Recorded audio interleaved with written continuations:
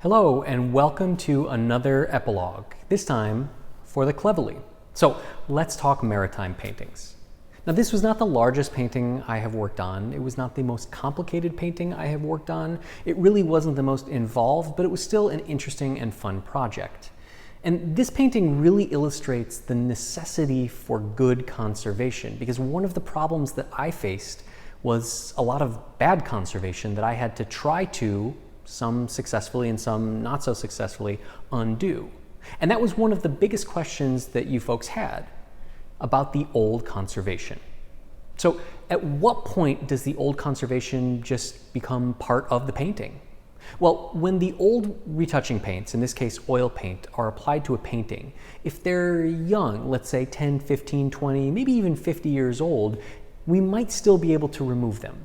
But as they get older, those paints really do become permanent. Regular oil paints, after a certain amount of time, become permanent. That's why we have paintings. And the additional paint that's added by the conservator, if it's oil, will eventually reach that same state.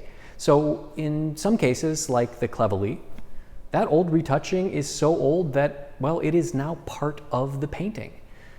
Perhaps there is a way to remove it with really aggressive chemicals or mechanical means, but at one point you have to balance the risk and the reward, because we know that there was damage there and that it was going to have to be redone, that is, retouched and corrected.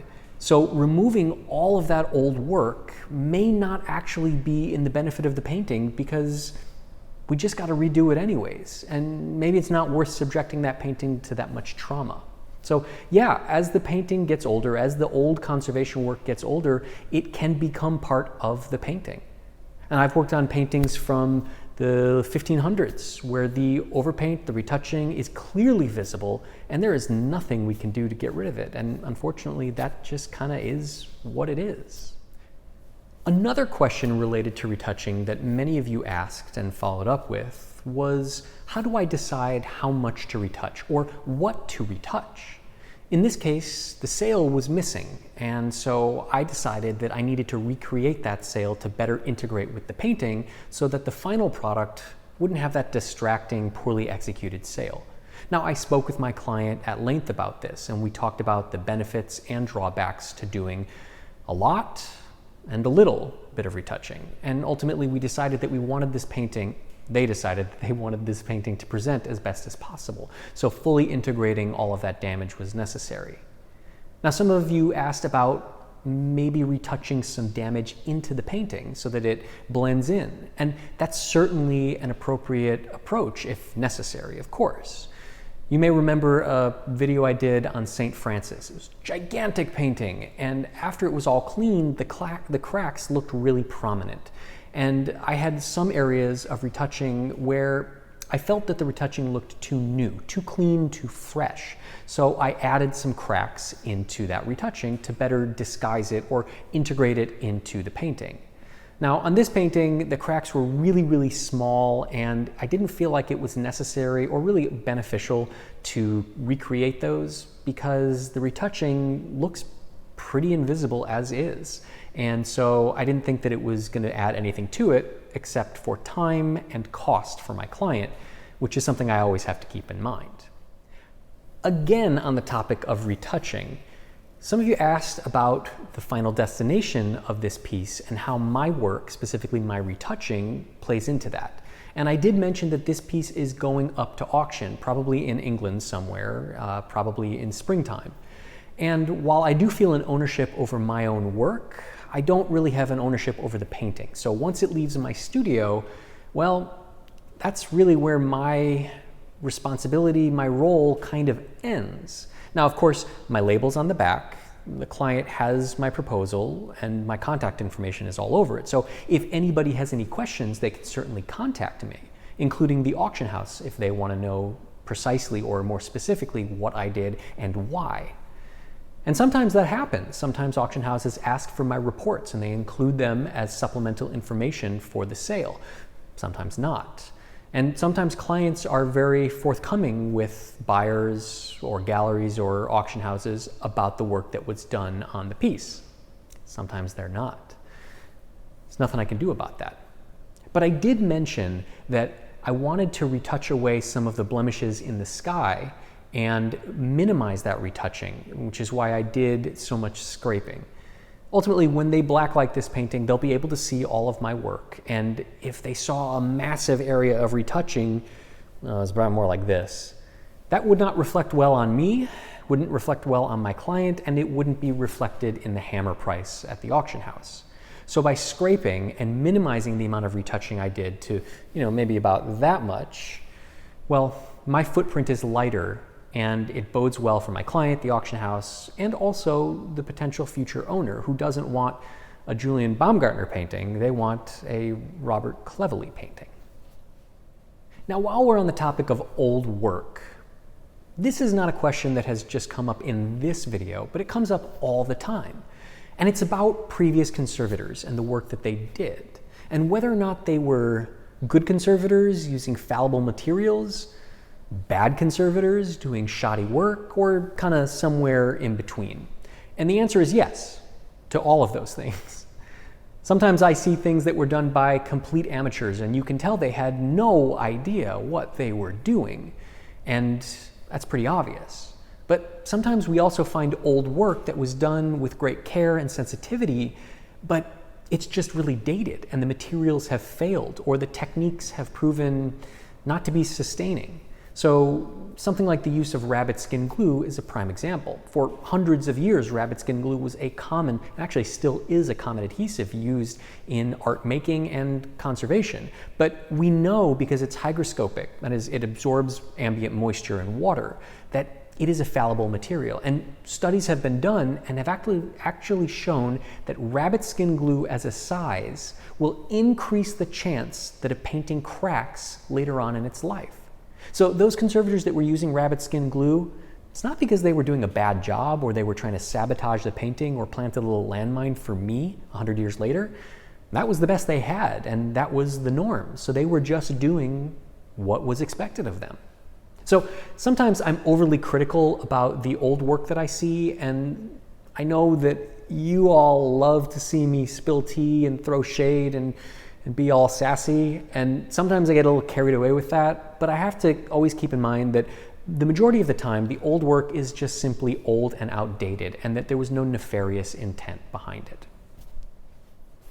And on the topic of materials and reversibility, a question was asked about the adhesive that I rolled onto the back of the Cleverley to do the impregnation, to strengthen the canvas and stabilize the paint layer, and whether or not that was reversible, because it seems, how could an adhesive that penetrates into the canvas ever be extracted? Well, you've seen me remove wax from canvas, and I use solvent, heat, and blotter papers to soften it, dilute it, and extract it. And that's kind of the same thing with the adhesive that I use. I can use a solvent to remove it from the surface, saturate it with that solvent so the adhesive starts to swell up and become more diluted. And if I dilute it enough, it will kind of lose its adhesion properties, and then I can extract it from the canvas using the vacuum table. So yes, that adhesive is reversible. And in fact, I have removed it from paintings that have come to me where people who didn't know how to use that adhesive properly tried to execute that procedure, but it didn't go according to plan. And the first time I did that, I actually thought, well, this is impossible. How am I going to figure this out? But of course, by moving through it methodically, I was able to figure out how to extract it successfully. So yes, the impregnation that I did can be undone. The question is why you would want to undo it. Well, I can't answer that question, much like the conservators in the past couldn't answer the question why I ever would want to remove their linings. But that it is removable and reversible is the key point, because in the future, if for some reason a conservator needs to undo it, they can.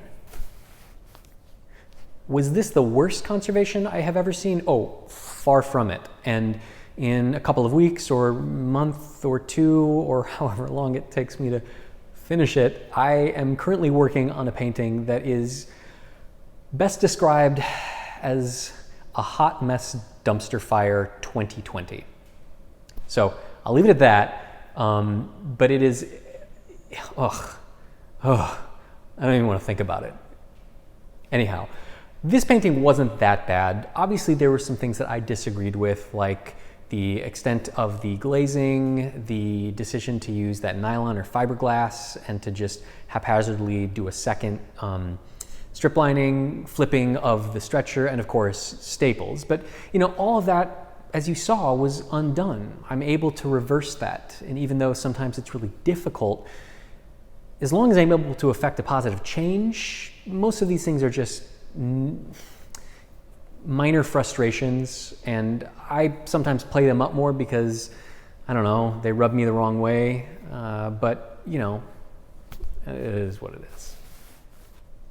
Yes, I normally wear a respirator when I spray varnish, and this time I was just too caught up in choreography and dealing with the cameraman and my son who was at the studio for remote learning, and I just simply forgot. So shame on me, it was a terrible example, but I want you to know that I do wear a respirator, a P100 in fact, when I do spray solvents or varnish, just to keep myself protected. Surprisingly, a lot of you had questions about the clapper that I was using, that little piece of balsa wood under the steel when I did the strip lining. And that actually came from you folks. One of my Patreons recommended that I look into using a clapper as opposed to just the steel.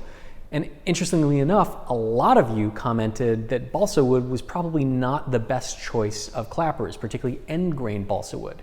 Now, I have tons of different woods around here and I didn't know where to start. I chose balsa wood because it doesn't deform when exposed to moisture and it doesn't have a tendency to rot. So I figured, well, that's a good place to start. But now I know, thanks to you folks, that red oak is in fact the best material for a clapper because it has a high absorption rate of water, and that's precisely what I want. So I am going to be making myself a fancy spick and span new clapper, thanks to you. So yeah, I should go to a linen factory. And in fact, the company from whom I purchase a lot of my linen, Liebco, they have a video about how canvas was made, but don't think that's not going to stop me from sending a couple of emails to them. We'll have to see. Anyhow, as always, thank you for joining in to watch and listen to me blabber on about things that you have watched me blabber on about. As always, there are more videos coming, and I hope that you enjoy them as much as you did this one. So until next time, take care.